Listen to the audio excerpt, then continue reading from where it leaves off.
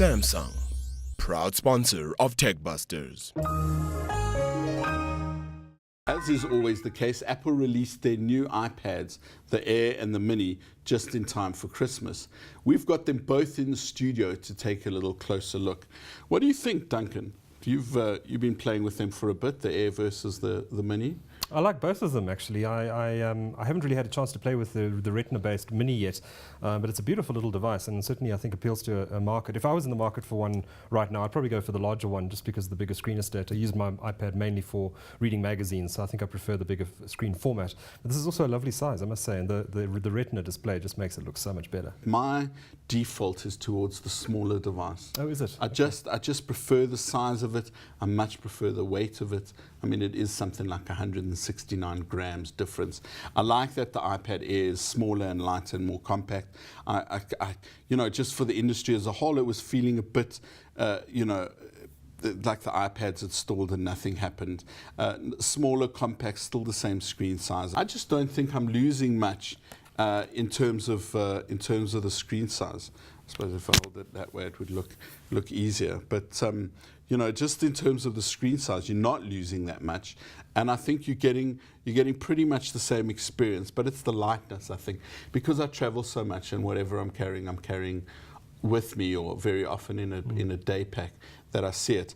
But I think this kind of innovation out of Apple is good because it kind of spurs the rest of the industry. They have to kind of keep up with I think it's still the reference tablet in the market. I totally agree. This wonderful magazine that you edit, Stuff, I see you have a review of it in your latest issue, the January-February edition. What's your verdict? Well, I think it's, of all this size screened 9.7-inch, 10-inch tablets, I still think it's the best one. What about people who've got the iPad 2? Is it worth going to this? Definitely, if that's what they want to use it for.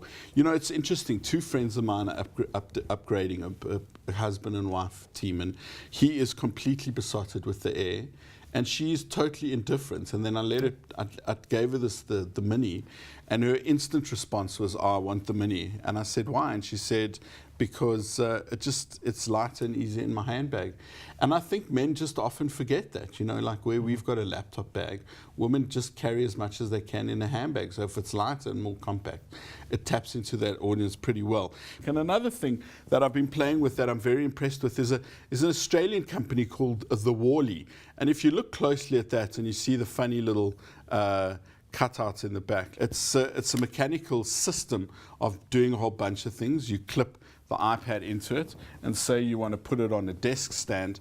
Out comes the desk stand, which looks like that. It's got the same four-cornered prong in it, and what you do is you just clip the that four-cornered hole into this, and the next thing you have that kind of device. Now, I think what impresses me about the Apple ecosystem is just the kind of things that you start to see emerging around it, and how many great products there are that make using it even better and more useful. And as much as I think the iPad Mini is the device to have, and you prefer the Air.